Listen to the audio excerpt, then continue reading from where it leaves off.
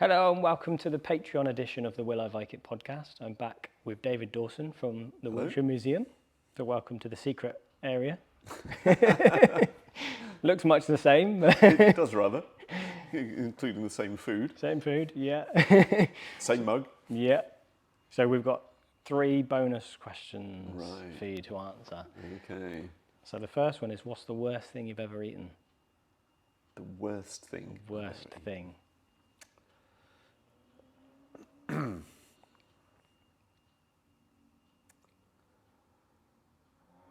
One of the worst is sauerkraut. Not a fan of the sauerkraut. No way. But I think about it, actually the worst has to be, and this is because my wife recently opened a jar and put it in the fridge. Yeah. It stinks it out. Kimchi. Disgusting.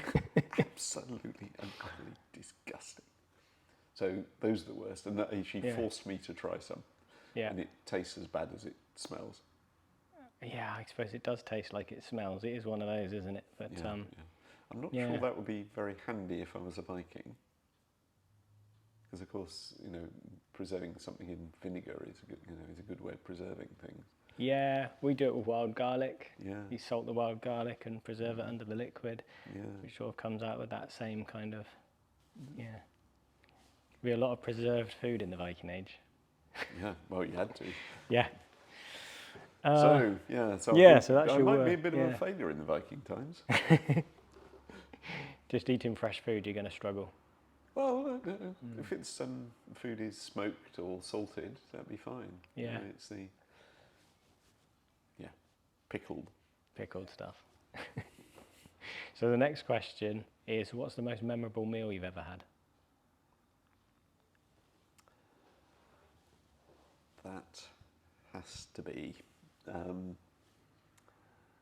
I went to Brittany many years ago, and this was when I was still a student. We're travelling by bus, arrived in this small town on the coast of Brittany, got off the bus, lunchtime, local restaurant on the beach, sort of just back from the beach. So you've got the beach, fishing boats, road, restaurant, moule marinière.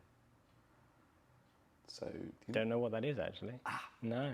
Mussels, Yeah. white wine, onion, garlic, just a few herbs,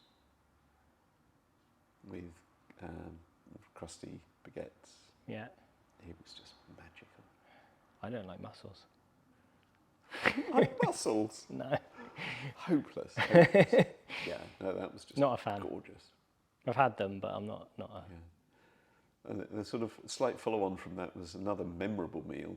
Well, it wasn't so much of a meal, it was taste. It was camping with the family up on the Black Isle in just beyond Inverness in Scotland. Yeah. The kids found some mussels, and we barbecued the mussels. And they were gorgeous. About 6 mussels. So fresh. I'm not sure I can quite call it a meal. Yeah, but an experience. Yeah. Yeah. All right. I've forgotten my own last question. I think it's... Oh, it's the Valhalla question. Sorry. I got distracted by the mussels and stuff. Yeah. All right, so the very last question is, you've died and your family and friends are preparing your grave goods. What food and drink do you get to take to feast in Valhalla? Sorry to repeat myself, but it has to be moule marinière. Yeah? As starter. I can have a 3-course meal, I hope. It's your choice here, so Okay, yeah, well, I'm 3 having course. a 3-course meal. Well, I might expand it to 5, but I'll stick with a 3-course one. So, moule marinière for starters, of course, with French baguettes. Yeah. Has to be French. And main course would be grilled salmon. Yeah. Jersey potatoes that came with the soil still on them.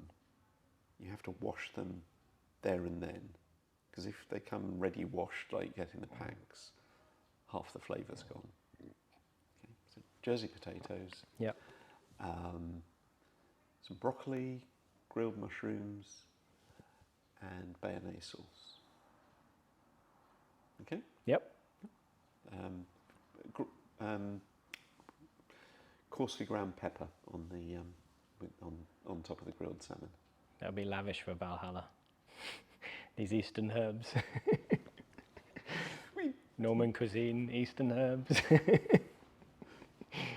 You didn't say it had to be No, Viking era food. Not at all. So I'm going with that. And for pudding, Yeah. dessert, it really is a leitmotif here, and I really hadn't thought this through, is Guillon chocolates, which are the chocolate seashells. Yeah. So the whole thing meal has to be washed down with a good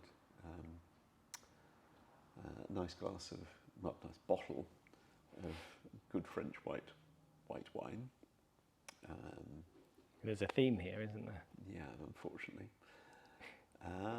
And then a good espresso. Where Finish. A chewy espresso. Yeah. So still with all the bits in it. Yeah. How's that? That's good.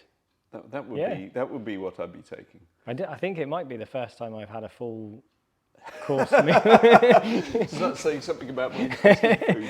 I don't Full know, I three-course can't remember. meal. Yeah. I think that might be the first time someone's asked if they can have a 3-course meal. I mean, it's open to interpretation. Yeah. Well, It's being chucked into the burial mound with you, so. But the interesting thing of what you say is it's the choice of the people you leave behind. Yes. And when you're What would sort they of give you? archaeologists and sort of people thinking about that, really think that through. They think of it being the choice of the person, but it's not. And that's where it gets really interesting when you have really important burials like Sutton Hoo or Belsiard or something like that, Yeah. where the people they've left behind have decided to put the best sword in, or whatever when they're selecting things that really are amazing, and they've not gone with the second best one or the broken one or done a swap. Yeah. Or I'll keep that one. Yeah, his is better than mine, so Give I'll him put the rusty rubbish one. in. Yeah. And people don't really think that through. Yeah. It's, the person may have said what they wanted, but it's still the decision of those who left behind of how they're going to celebrate that person. Yeah. And then again, is Celebrate it something they discussed in life, that these are the things I want to take with me? Yeah. Or was Well, that... you look at something that's Sutton Hoo, it has to be. Yeah. That's not a random selection of items, but they could easily have substituted things. Yeah. And like you say, some of the stuff takes years to make. Yeah. So you're planning like, oh, I'm taking this one. Well, then they're things but we know they're things that people used in life. Yeah. It's quite unusual to be fairly certain that they are not used in life. Certainly in the Saxon period, things are clearly used. Yeah. I can't talk about the Viking period much. I can certainly about the Saxon. Don't have many Vikings down in. No, I don't know of many finds around this. I think there is a couple of small things. There certainly are. Yeah, some really interesting things. You happy me to digress for a minute or two? If you've got time, then I've got time. Yeah. Just a couple of things, especially for the Patreon viewers. Yeah. There's there's one thing I think is really interesting, which is from the east side of the county, not far from Bedwyn. There's a find of an Irish, a little mount, which is from an Irish reliquary, but it's been torn off. It's broken. Now, again, I talked in the main podcast about evidence, theories, and stories. So I'm going to story mode here. Yeah. Remember that Malmesbury was established by an Irish monk. So when the Vikings were raiding, where might they have got an Irish reliquary from? Malmesbury? Yeah. It's possible. It's plausible. Yeah. Whether they're coming east or not, I don't know. But sort of makes you think. Yeah. So there are a few bits and pieces that might well be Viking sort of raiding treasure, if you see what I mean. We've got a few spearheads. We've got on display a stirrup, which again is interesting. So you've got Vikings. You think the army's marching, but of course the posh people Yeah. The leaders would have had horses. And another interesting one is in the main podcast you mentioned Ramsbury. Mm. And of course there are Viking period, Viking style grave covers, stone grave covers with Viking period carvings on them. So the Vikings were here for a bit longer than we might think. Yeah. You know, there's always the idea that Vikings, you know, came and raided through and went away again. But actually there must be a bit more to it, because you don't have a stone grave cover carved with Viking style ornament if you're just marching through on campaign. Unless it could be Saxons influenced by Viking. It's Viking. But no, there are examples where it's my unclear. family support Manchester United. Would we want a Manchester City badge on anything we had? I think you know the answer to that. Yeah. You're not going to take on your you know, Viking ornament. You're not going to use Viking style stuff if you've just been invaded by the Vikings and kicked them out. But no, there are examples of things like brooches where you end up with a round, Saxon-shaped disc brooch. That comes later. Yeah. But these are pucker Viking style things. It's another thing I've got to look into now. Yeah, Ramsbury is really interesting because that's it sort of becomes a Minster church. So yeah, it's a really interesting place.